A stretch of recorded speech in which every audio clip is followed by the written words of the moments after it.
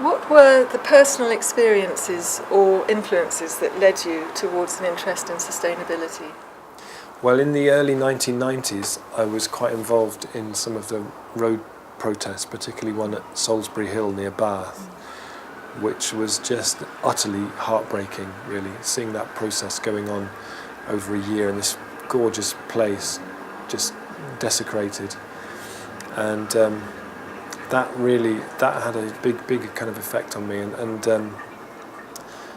a lot of the people who I met through that had been doing it for quite a long time and had become very burnt out and sort of bitter and so on.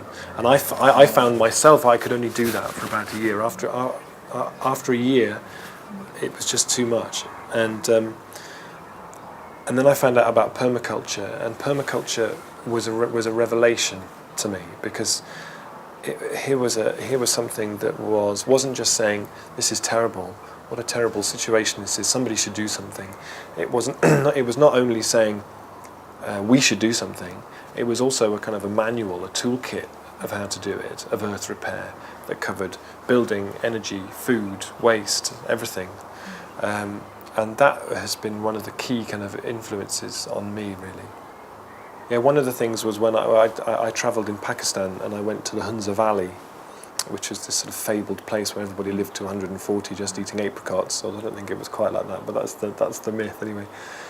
Which was the most, and I didn't know anything about permaculture then at all, but I was travelling with a guy who everywhere we went with apricot trees got terribly excited, and I didn't know why, what was very exciting about it, but it was a fantastic place. And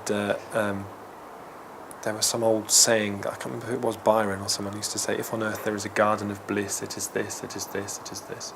And that was what the Hunza Valley was like, you know, and it was such an incredibly intricate agricultural system, the water coming off the glaciers, and that was very, if I could have married and stayed there, I probably would have just stayed up in the mountains, really. So that was a big, going to those places where you actually spend time in those sort of sustainable agricultures, and those sustainable cultures is fantastic. But even then, when I was there were just starting to be empty nitrogen fertilizer bags in the corners of the fields, you know. I think one of the major influences I had that helped to shape this was in 1992 when I saw Bill Mollison. The only time I ever saw Bill Mollison, who's the co-founder of permaculture, speak in Stroud, and managed effortlessly to change the lives and inspire half the people in the room and utterly mortify and offend the other half of the people in the room. And I was luckily on the inspired sort of side of it, and that really propelled me forward ever since, really.